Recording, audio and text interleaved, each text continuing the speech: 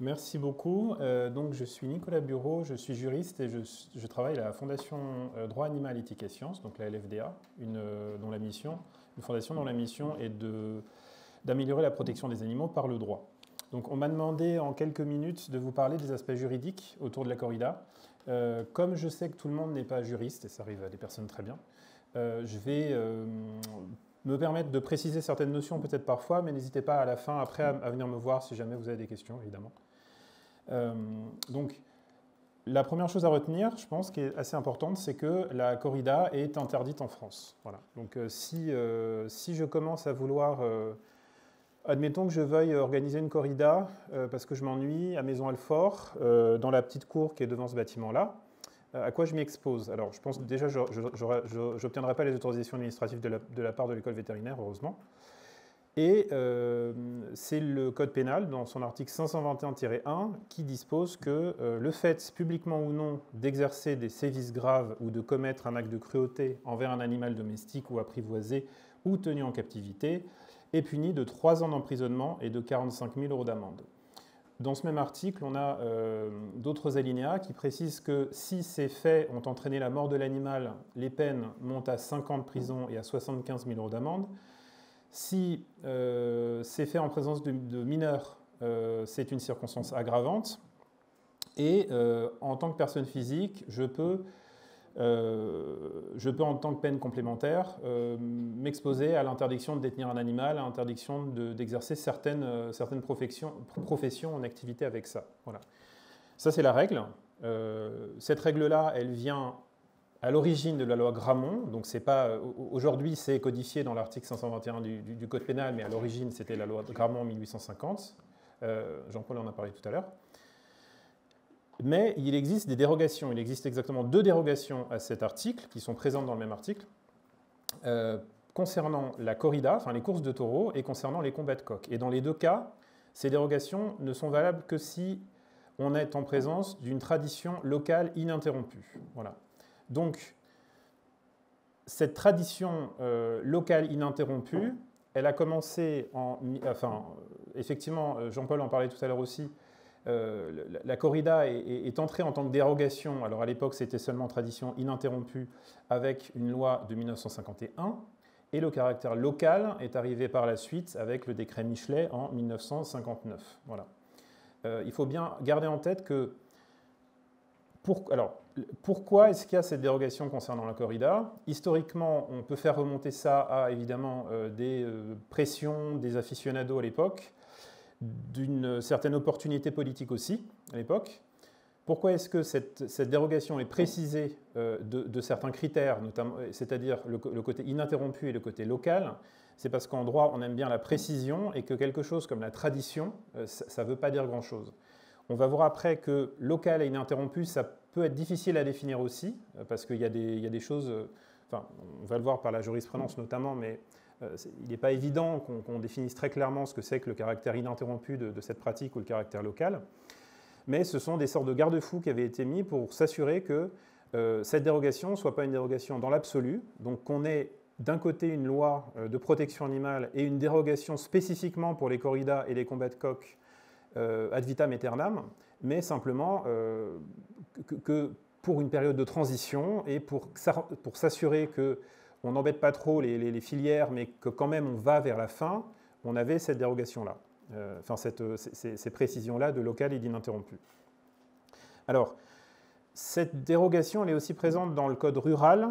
C'est l'article R214-85 qui dispose que la participation d'animaux à des jeux et attractions pouvant donner lieu à mauvais traitement dans les foires, fêtes foraines et autres lieux ouverts au public est interdite, sous réserve des dispositions du 3e alinéa, qui n'est plus le 3e alinéa aujourd'hui, mais peu importe, de l'article 521-1 du code pénal. Voilà.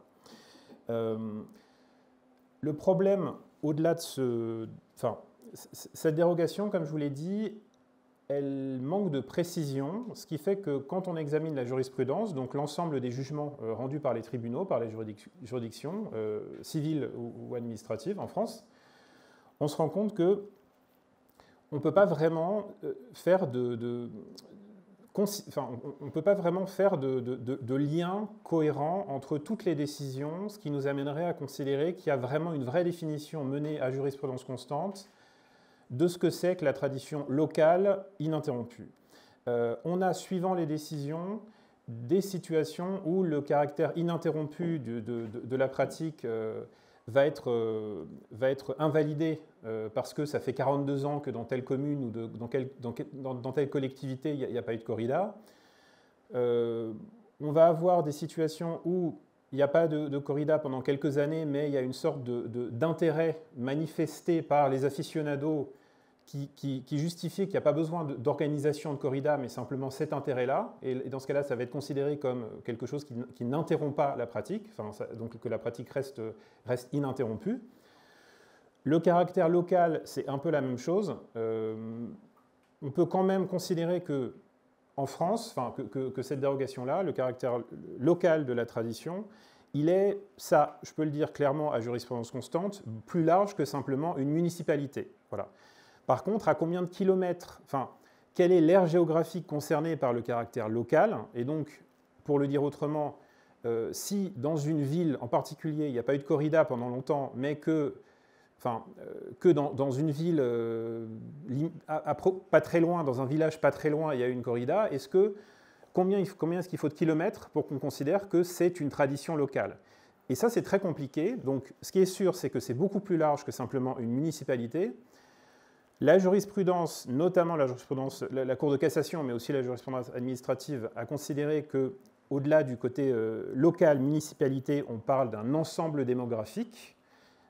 Et cet ensemble démographique, je vous prends un exemple d'une affaire qui n'est pas très vieille, puisqu'elle date de 2023, le rendu date de 2023, alors vous en avez peut-être entendu parler, mais c'était à Pérols, et c'était dans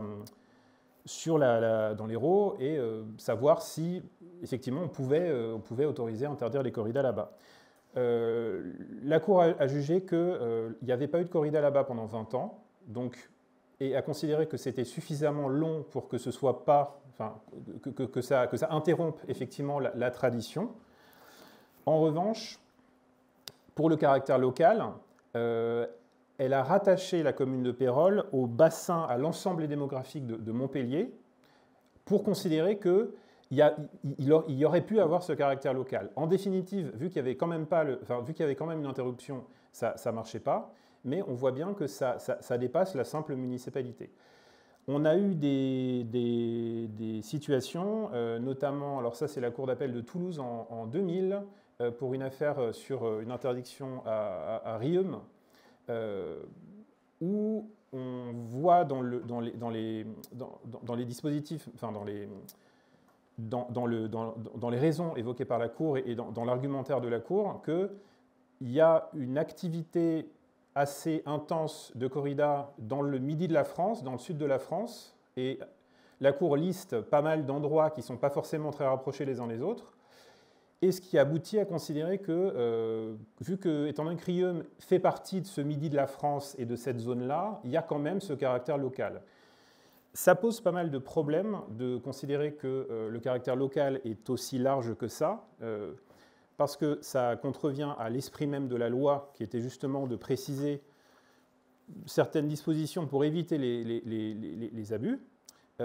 Ça va aussi, on pourrait arguer que ça va aussi à l'encontre d'un principe important en droit pénal qui est l'interprétation stricte de la loi, et on considère que quand l'article précise qu'il faut une tradition locale ininterrompue et que dans le local on est à peu près dans le midi de la France, on est un petit peu plus large que ça. Voilà. Ça, c'était sur la jurisprudence. Alors, il y a pas mal d'exemples comme ça. Est-ce que cette dérogation est constitutionnelle? C'est une question qui a été posée au Conseil constitutionnel en 2012, suite à une QPC, donc une question prioritaire de constitutionnalité, c'est-à-dire lors d'un procès, depuis 2010, je crois que c'est entré dans le droit français, lors d'un procès, lors d'une affaire, un requérant peut demander au Conseil constitutionnel si la loi en discussion dans l'affaire, en l'occurrence c'était au Conseil d'État, est applicable ou pas, enfin, est constitutionnel ou pas. Et en l'occurrence, on a eu la réponse en 2012. Alors c'était une affaire dans laquelle était impliqué le CRAC, donc le Comité radicalement anti-corrida, et l'Association de droits des animaux. Et on a eu la réponse, oui, c'est constitutionnel, cet article est constitutionnel. Le problème qu'on peut percevoir là-dedans, c'est que parmi l'argumentaire relevé par le Conseil constitutionnel pour dire que cette dérogation l'était constitutionnelle, c'est que, alors je cite, « Il appartient aux juridictions compétentes d'apprécier les situations de fait répondant à la tradition locale ininterrompue. » Comme je viens de l'expliquer, la jurisprudence n'est pas forcément très forte pour interpréter strictement cette disposition. On aurait pu s'attendre à ce que le Conseil constitutionnel prenne acte de ça, mais en fait, il renvoie un peu la balle aux juridictions. Voilà. Pour terminer, je voudrais rapidement parler de droit européen, parce qu'il n'y a pas une disposition en droit européen qui interdise la corrida ou qui permette la corrida. En revanche, la corrida rentre dans le cadre de la PAC, donc de la politique agricole commune, parce que les élevages de taureaux, taurins, enfin les élevages taurins pour les corridas sont considérés comme des élevages traditionnels, parce que la PAC ne fait pas de distinction entre les espèces animales, entre les usages, etc., entre le type d'élevage. Et donc les corridas sont subventionnées par l'argent public dans ce cadre-là. On sait que sans ces subventions, la filière d'élevage des taureaux accusera un manque à gagner d'à peu près 200 millions d'euros sur 5 ans dans la PAC. Alors ça, donc, les sources, c'est d'une part les ONG qui travaillent là-dessus et les élevages taurins eux-mêmes. On a eu quelques tentatives au niveau du Parlement européen de rationaliser ça avec, en 2015 typiquement, des parlementaires qui ont voulu exclure de ça, de ces subventions, les combats de taureaux qui se terminent par la mort du taureau. Ça n'a pas marché. En 2020, une proposition aussi pour tout simplement enlever les élevages taurins de corrida de ces subventions de la PAC. Ça n'a pas marché non plus. En ce moment, on est dans une période où il y a une restructuration de la PAC. Il y a une simplification de la PAC depuis l'année dernière, bon, depuis plus tôt, mais un grand chantier en cours pour le moment. Et a priori, ça ne va probablement pas changer.